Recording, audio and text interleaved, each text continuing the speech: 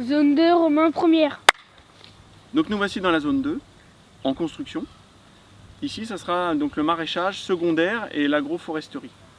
Donc avec des petits végétaux, alternance de bandes boisées, avec fruitiers, végétaux spontanés, enfin à demi maîtrisés, enfin un peu contrôlés, et des zones de légumes, donc maraîchères ou d'aromatiques, ou mélangées, enfin des zones à petit développement, d'annuel, bisannuel ou vivace.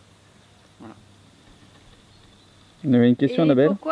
Pourquoi tu fais du coup toutes ces zones?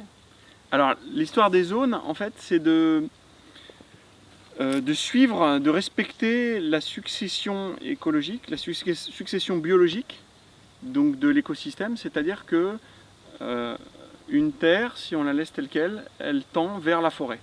Si on n'intervient pas, elle tend vers la forêt. Et nous, enfin, l'agriculture conventionnelle, ce qu'elle veut, elle part du principe, sans réfléchir à toutes ces questions, du principe qu'il faut détruire tout pour avoir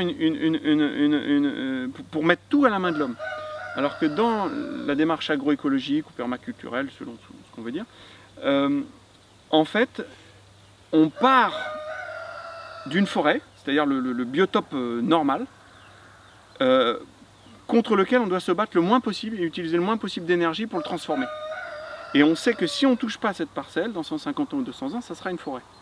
Donc, les zones les plus éloignées, c'est celles qui auront le moins besoin d'intervention, donc plus amenées à ressembler à de la forêt. Voilà.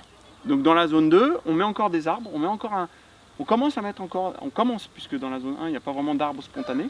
Dans la zone 2, on commence à mettre des arbres, on commence déjà à évoquer un peu ce que pourrait être la forêt, pour déjà utiliser moins d'énergie à le maîtriser. La zone 1 demande plus d'énergie pour maîtriser, puisque de toute façon, c'est la zone où on intervient le plus. Donc, même de l'énergie manuelle, puisque de toute façon, un coup de cisaille, un coup de ceci, de cela. Alors que là, on va commencer déjà à aller vers des zones moins entretenues, avec moins d'intervention. Voilà, l'histoire du zonage.